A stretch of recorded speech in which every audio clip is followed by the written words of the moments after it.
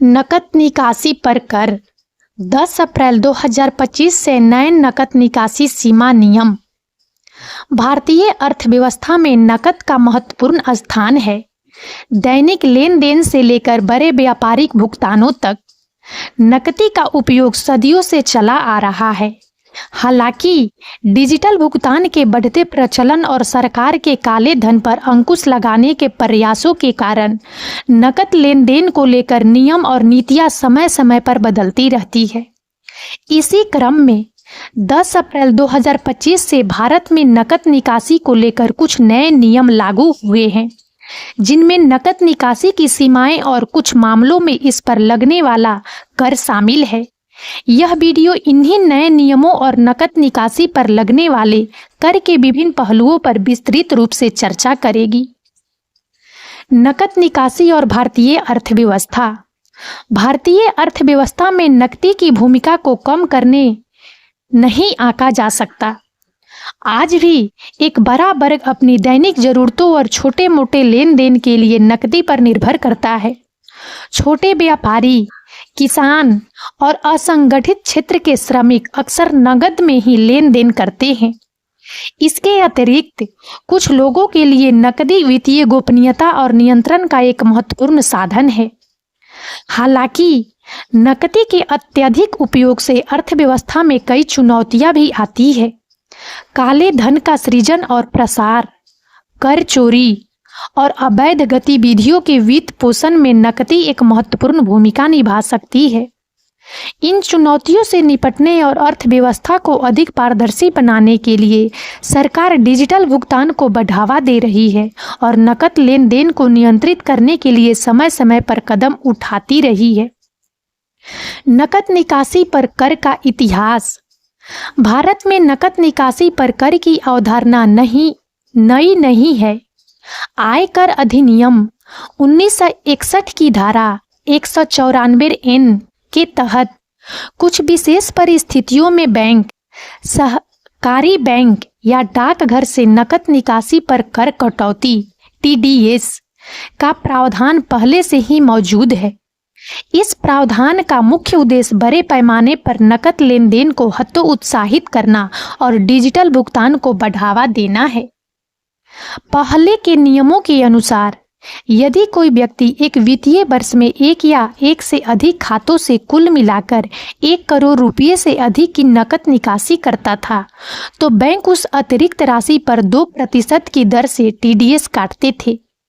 यदि निकासी करने वाले व्यक्ति ने पिछले 3 वर्षों में आयकर रिटर्न दाखिल नहीं किया था, तो नकद निकासी की सीमा 20 लाख रुपये थी और इस सीमा से अधिक की निकासी पर 2% की दर से TDS लागू होता था।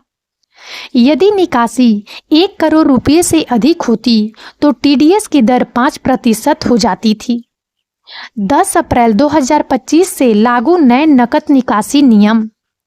10 अप्रैल 2025 से लागू हुए नए नकद निकासी नियमों में कुछ महत्वपूर्ण बदलाव किए गए हैं, जिनका सीधा प्रभाव आम नागरिकों और व्यवसायों पर पड़ सकता है। इन परिवर्तनों का उद्देश्य न केवल बड़े नकद लेन देन को नियंत्रित करना है, बल्कि अर्थव्यवस्था में डिजिटल लेन देन को और अधिक बढ़ावा देना है। नई नकद निकासी सीमाएं। नए नियमों के तहत नकद निकासी की सीमा को 2 मुख्य श्रेणियों में विभाजित किया गया है। आयकर रिटर्न दाखिल करने वाले व्यक्ति। यदि कोई व्यक्ति पिछले 3 वित्तीय वर्षों में लगातार आयकर रिटर्न दाखिल कर रहा है, तो उसके लिए एक वित्तीय वर्ष में नकद निकासी की सीमा को घटाकर 50 लाख रुपये कर दिया गया है। इस सीमा तक की नकद निकासी पर कोई कर नहीं लगेगा। 50 लाख रुपये से अधिक की नकद निकासी पर 2% की दर से कर कटौती TDS लागू होगी। आयकर रिटर्न दाखिल न करने वाले व्यक्ति। यदि किसी व्यक्ति ने पिछले 3 वित्तीय वर्षों में आयकर रिटर्न दाखिल नहीं किया है, तो उसके लिए नकद निकासी की सीमा को और भी कम कर दिया गया है। ऐसे व्यक्तियों के लिए एक वित्तीय वर्ष में नकद निकासी की सीमा 10 लाख रुपये निर्धारित की गई है। इस सीमा की अधिक नकद निकासी पर 5% की दर से कर कटौती TDS लागू होगी। यदि नकद निकासी की राशि 1 करोड़ रुपये से अधिक होती है तो टीडीएस की दर बढ़कर 10% हो जाएगी। इन सीमाओं की आवश्यकता क्यों? इन नई सीमाओं को लागू करने के पीछे सरकार के कई मुख्य उद्देश्य हैं। काले धन पर अंकुश। बड़े पैमाने पर नकद लेन देन काले धन के सृजन और प्रसार का एक प्रमुख स्रोत हो सकता है। इन सीमाओं के माध्यम से सरकार ऐसे संदिग्ध लेन देन को कम करने और वित्तीय प्रणाली में अधिक पारदर्शिता लाने की उम्मीद करती है। डिजिटल भुगतान को बढ़ावा। सरकार लगातार डिजिटल भुगतान को बढ़ावा दे रही है। नकद निकासी पर कर लगने से लोगों को डिजिटल भुगतान के विकल्पों को अपनाने के लिए प्रोत्साहन मिलेगा, जिससे अर्थव्यवस्था अधिक कुशल और पारदर्शी बनेगी। कर अनुपालन में सुधार। आयकर रिटर्न दाखिल न करने वाले व्यक्तियों के लिए कम नकद निकासी सीमा निर्धारित करके सरकार उन्हें कर अनुपालन के लिए प्रोत्साहित करना चाहती है। उच्च टीडीएस दर उन लोगों के लिए एक निवारक के रूप में कार्य करेगी जो कर प्रणाली से दूर रहते हैं। वित्तीय प्रणाली का औपचारीकरण। नकद लेन देन की कमी से वित्तीय प्रणाली का औपचारीकरण होगा, जिससे सरकार को आर्थिक गतिविधियों पर बेहतर निगरानी रखने में मदद मिलेगी। किन पर लागू होंगे ये नियम? ये नए नकद निकासी नियम निम्नलिखित संस्थाओं से नकद निकासी पर लागू होंगे। बैंक, सभी वाणिज्यिक बैंक और सहकारी बैंक। डाकघर, सभी डाकघर जो बचत खाते और अन्य जमा योजनाएं संचालित करते हैं। यह ध्यान रखना महत्वपूर्ण है कि ये नियम व्यक्तिगत निकासी के साथ साथ व्यावसायिक निकासी पर भी लागू होते हैं। किन पर लागू नहीं होंगे ये नियम? कुछ विशेष प्रकार की नकद निकासी इन नए नियमों के दायरे में से बाहर रखी गई है। इनमें शामिल है सरकार, केंद्र सरकार और राज्य सरकारों द्वारा की गई निकासी। बैंक, बैंकों के बीच आपस में होने वाली निकासी। सहकारी बैंक, सहकारी बैंकों के बीच आपस में होने वाली निकासी। डाकघर, डाकघरों के बीच आपस में होने वाली निकासी। एटीएम ऑपरेटर, एटीएम में नकदी भरने के उद्देश्य से अधिकृत एटीएम ऑपरेटरों द्वारा की गई निकासी। निर्दिष्ट व्यवसाय, केंद्र सरकार द्वारा अधिसूचित कुछ विशिष्ट व्यवसायों द्वारा की गई निकासी, जैसे नकद प्रबंधन एजेंसियां। कृषि आय, यदि निकासी कृषि आय से संबंधित है और व्यक्ति ने इसका प्रमाण प्रस्तुत किया है। पेंशन और छात्रवृत्ति, सरकार द्वारा सीधे लाभार्थियों के खाते में जमा की गई पेंशन और छात्रवृत्ति की निकासी। सरकार समय समय पर इन छूटों में बदलाव कर सकती है। नकद निकासी पर कर की गणना कैसे की जाएगी? नकद निकासी पर कर की गणना वित्तीय वर्ष में की गई कुल निकासी के आधार पर की जाएगी। यदि किसी व्यक्ति ने एक या एक से अधिक खातों से निर्धारित सीमा से अधिक नकद निकाला है तो अतिरिक्त राशि पर ही टीडीएस काटा जाएगा। उदाहरण, मान लीजिए कि श्रीमान एक्स पिछले 3 वर्षों में नियमित रूप से आयकर रिटर्न दाखिल कर रहे हैं। 10 अप्रैल 2025 से शुरू होने वाले वित्तीय वर्ष में यह विभिन्न तिथियों पर अपने बैंक खाते से कुल 60 लाख रुपये निकालते हैं। नई सीमा 50 लाख रुपये, अतिरिक्त निकासी 60 लाख रुपये या 50 लाख रुपये इक्वल टू 10 लाख रुपये। टीडीएस की दर 2%।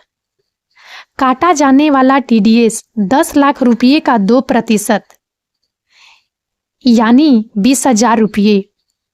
बैंक श्रीमान एक्स की निकासी के समय 20,000 रुपये तक का टीडीएस काटकर शेष राशि उन्हें देगा। यह टीडीएस उनके पैन कार्ड से जुड़े उनके आयकर खाते में जमा हो जाएगा, जिसे वे आयकर रिटर्न दाखिल करते समय समायोजित कर सकते हैं। अब एक और उदाहरण लेते हैं। मान लीजिए कि श्रीमती वाई ने पिछले 3 वर्षों में आयकर रिटर्न दाखिल नहीं किया है। वित्तीय वर्ष 2025-26 में वह अपने बैंक खाते से कुल 15 लाख रुपये निकालती है।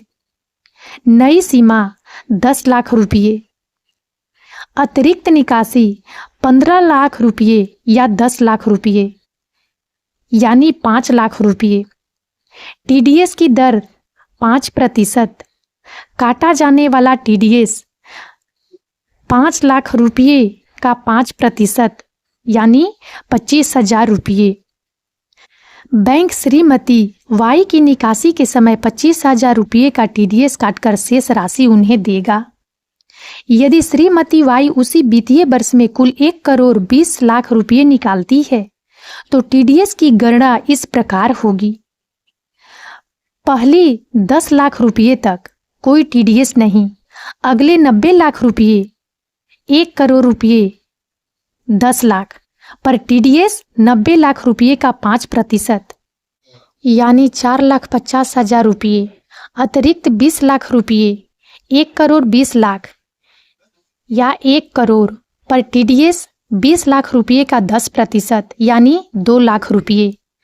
कुल टीडीएस 4,50,000 रुपये प्लस 2 लाख रुपये यानी 6,50,000 रुपये। बैंकों और वित्तीय संस्थानों में की जिम्मेदारी। नए नियमों के तहत बैंकों और अन्य वित्तीय संस्थानों की जिम्मेदारी बढ़ गई है। उन्हें यह सुनिश्चित करना होगा कि वे नकद निकासी की निगरानी करें और निर्धारित सीमा से अधिक निकासी पर सही दर से टीडीएस काटें। इसके लिए उन्हें अपने सिस्टम को अपडेट करना होगा और ग्राहकों को इन नए नियमों के बारे में सूचित करना होगा। बैंकों को यह भी सुनिश्चित करना होगा कि वे ग्राहकों के आयकर रिटर्न दाखिल करने की स्थिति को सत्यापित करें ताकि सही टीडीएस दर लागू की जा सके। इसके लिए वे पैन कार्ड और अन्य संबंधित दस्तावेजों का उपयोग कर सकते हैं। आम नागरिकों और व्यवसायों पर प्रभाव। नए नकद निकासी नियमों का आम नागरिकों और व्यवसायों पर कई तरह से प्रभाव पड़ेगा। उच्च नकद लेन देन वाले व्यवसाय। जिन व्यवसायों में बड़ी मात्रा में नकद लेन देन होते हैं उन्हें अपनी कार्य प्रणाली में बदलाव करना होगा। उन्हें डिजिटल भुगतान के विकल्पों को अधिक अपनाना होगा या उच्च टीडीएस के लिए तैयार रहना होगा। व्यक्तिगत निकासी। जो व्यक्ति नियमित रूप से बड़ी मात्रा में नकदी निकालते हैं उन्हें अपनी निकासी की योजना बनानी होगी ताकि वे निर्धारित सीमा के भीतर रहें या टीडीएस के लिए तैयार रहें। आयकर रिटर्न नियमित रूप से दाखिल करने से उच्च टीडीएस दर से बचा जा सकता है। ग्रामीण और दूर दराज के क्षेत्र। ग्रामीण और दूर दराज के क्षेत्रों में जहां डिजिटल भुगतान की सुविधा अभी भी सीमित है, इन नियमों का कुछ नकारात्मक प्रभाव पड़ सकता है। सरकार को यह सुनिश्चित करना होगा कि इन क्षेत्रों में डिजिटल भुगतान के बुनियादी ढांचे को मजबूत किया जाए ताकि लोगों को असुविधा न हो। वरिष्ठ नागरिक और पेंशनभोगी। जो वरिष्ठ नागरिक या पेंशनभोगी अपनी जरूरतों के लिए नकदी पर अधिक निर्भर हैं, उन्हें इन नियमों के बारे में जागरूक होना चाहिए। यदि उनकी निकासी सीमा से अधिक होती है और वे आयकर रिटर्न दाखिल नहीं करते हैं, तो उन्हें उच्च टीडीएस का सामना करना पड़ सकता है। 10 अप्रैल 2025 से लागू हुए नए नकद निकासी नियम भारतीय अर्थव्यवस्था में एक महत्वपूर्ण बदलाव का संकेत देते हैं। इन नियमों का उद्देश्य बड़े पैमाने पर नकद लेन देन को हतोत्साहित करना, डिजिटल भुगतान को बढ़ावा देना और काले धन का अंकुश लगाना है। जबकि इन नियमों से अर्थव्यवस्था में अधिक पारदर्शिता और दक्षता आने की उम्मीद है। आम नागरिकों और व्यवसायों को अपनी वित्तीय आदतों में कुछ बदलाव करने की आवश्यकता होगी। सरकार और वित्तीय संस्थानों को यह सुनिश्चित करना होगा कि इन नियमों का क्रियान्वयन सुचारू रूप से हो और लोगों को किसी प्रकार की असुविधा न हो। डिजिटल भुगतान के बुनियादी ढांचे को मजबूत करके और लोगों को इसके लाभों के बारे में जागरूक करके भारत एक अधिक डिजिटल और पारदर्शी अर्थव्यवस्था की ओर बढ़ सकता है। और अब इस वीडियो में इतना ही। यदि आप सबको हमारा यह वीडियो अच्छा लगा हो तो प्लीज़ इसे लाइक करें और ज़्यादा से ज़्यादा शेयर करें ताकि हमारा मनोबल इसी प्रकार से बढ़ता रहे और हम एक से बढ़कर एक ज्ञानवर्धक वीडियो लेकर नियमित रूप से आप सबकी सेवा में उपस्थित होते रहें। और तब तक के लिए बने रहें हमारे चैनल राजनंदिनी पर। हम बहुत जल्द एक नए ज्ञानवर्धक वीडियो के साथ एक बार फिर से आप सबकी सेवा में उपस्थित होंगे। जय हिंद, जय भारत।